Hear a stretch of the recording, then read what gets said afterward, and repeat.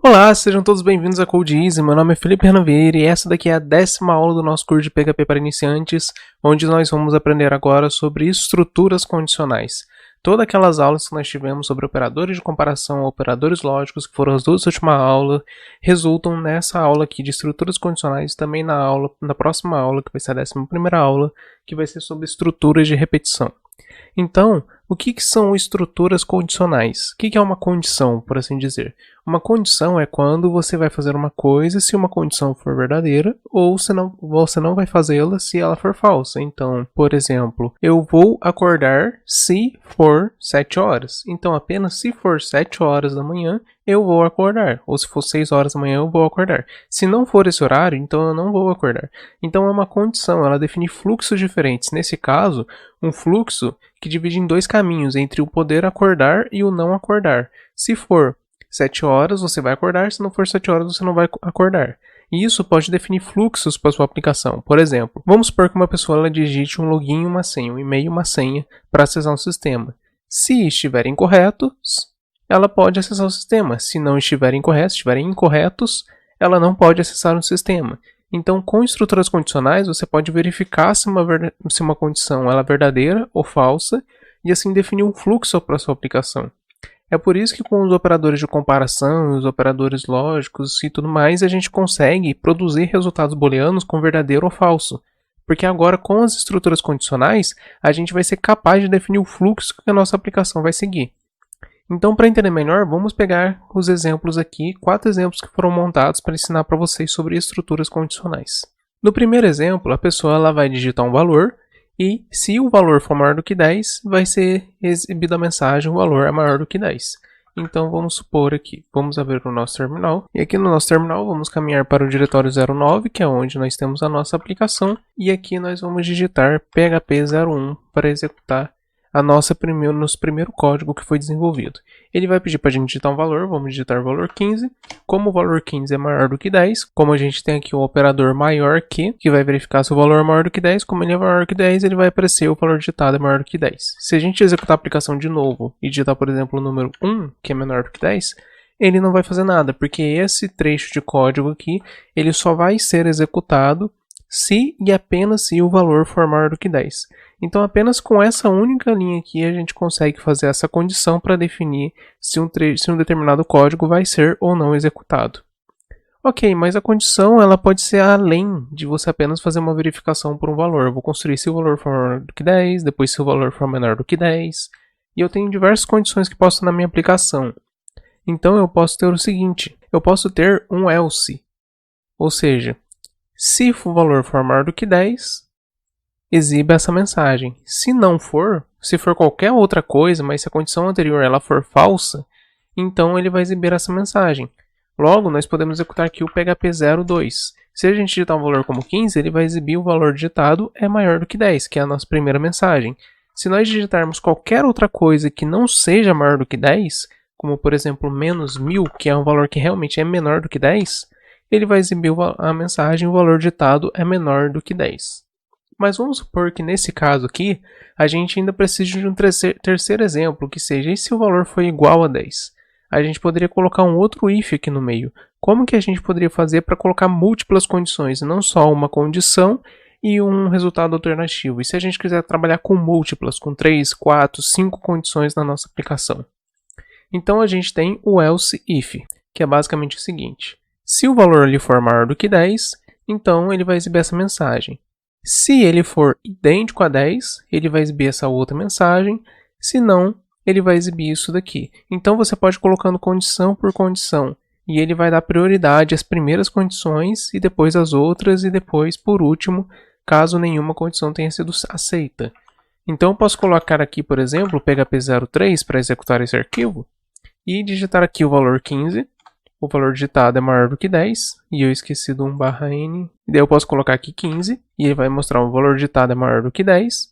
Eu posso também colocar 10, o valor digitado é idêntico a 10, lembre-se, é o operador idêntico, o operador de comparação idêntico que a gente está usando, e não igual, que vai verificar tanto pelo valor quanto pelo tipo. E já colocando um ponto a mais aqui, isso daqui ele vai transformar o valor que foi lido em inteiro, isso daqui é algo que vocês não chegaram a ver ainda, Porque toda vez que você lê um valor digitado pelo usuário, esse valor vem como uma string. Então, a gente pode utilizar esse daqui para pegar o valor inteiro da string. Você pode colocar string, você pode colocar float, você pode colocar booleano, você pode colocar a própria string. Isso aqui funciona dessa maneira. Então, se o usuário digita 10, ele vai pegar esse 10 que é string e vai armazenar dentro do valor como um 10 que é inteiro.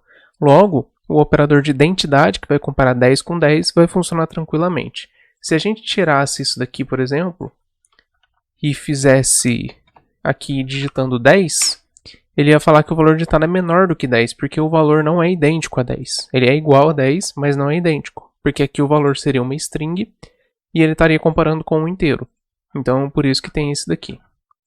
E se eu digitar um outro valor como 9, o valor digitado é menor do que 10, como está sendo mostrado aqui na última condicional. Então, isso daqui é o else, o if com else e o else if também, que você pode utilizar para criar múltiplas condições e fazer a sua aplicação ser levadas para caminhos diferentes, como é o caso que eu falei da tela de login. Se o e-mail e a senha estiverem corretos, entre, se não, exiba uma mensagem de erro. Tudo na vida que você for ver é um if, então se for isso, faça.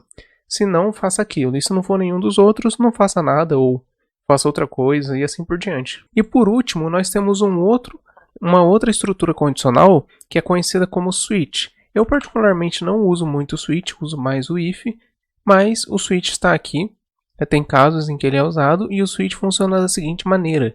Diferente do if, que você pode colocar entre esses parênteses qualquer operação com operadores de comparação e operadores lógicos, se o valor for igual a 10 e tal coisa for verdadeira e qualquer outra coisa que pode montar toda aquela sua equação, por assim dizer, que retorna o valor booleano aqui dentro do if, o switch ele usa apenas o operador de comparação de igualdade e apenas isso. Então você não consegue utilizar nenhum outro operador de comparação.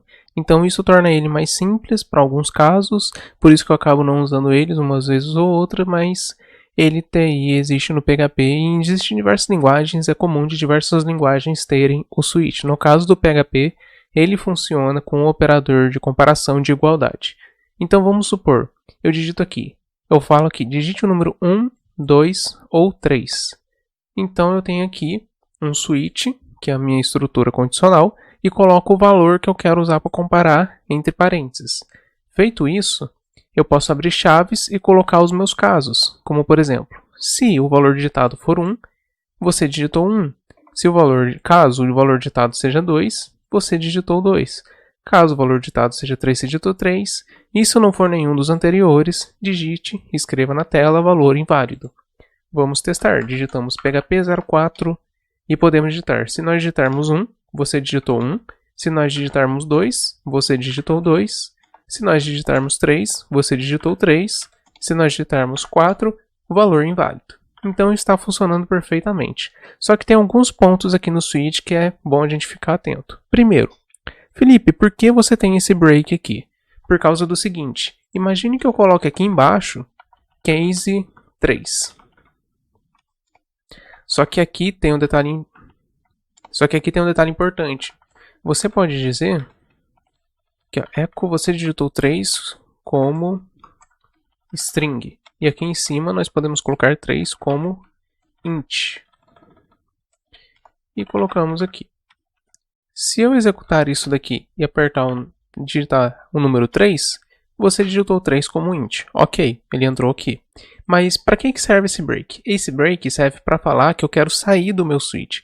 Por favor, saia do switch. Você entrou aqui dentro, porque você digitou 3, ele vai exibir a mensagem e o break vai falar para você sair do switch. Então ele vai vir direto para a linha 25 e vai continuar o código a partir daqui.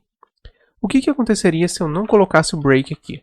Ele ia continuar testando os outros casos do switch, um por um, até encontrar alguma coisa. Então, se eu digitasse 3, olha só que curioso, você digitou 3 como int, você digitou 3 como string. Por que ele fez isso? Vamos tirar o break aqui também.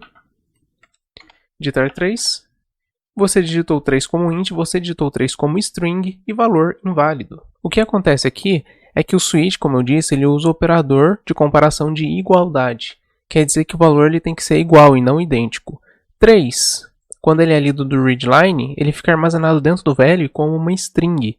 Então, 3 string é igual a 3 inteiro? Sim, porque eles são iguais, eles não precisam ser idênticos, eles não precisam ser do mesmo tipo. Eles só precisam ser iguais em relação ao valor. Então, 3 é igual a 3. E 3 string é igual a 3 string? Sim, também.